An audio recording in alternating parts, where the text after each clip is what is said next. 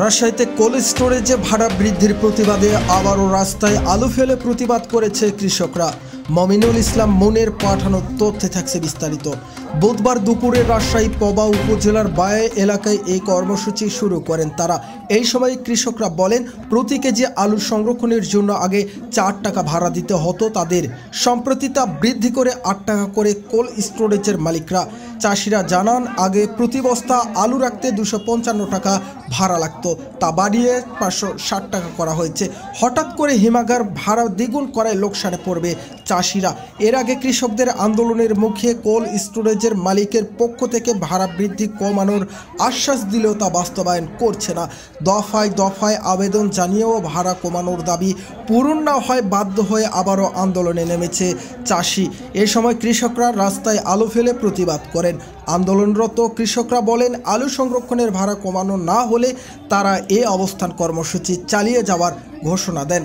পাশাপাশি মহাসড়ক অবরোধ সহ কঠোর আন্দোলনের হুমকি দেন কৃষকরা। প্রতিবাদ বিক্ষোভ শেষে রাজশাহীর নওগাঁ সড়ক থেকে আলু ফেলে আন্দোলন করে কৃষকরা।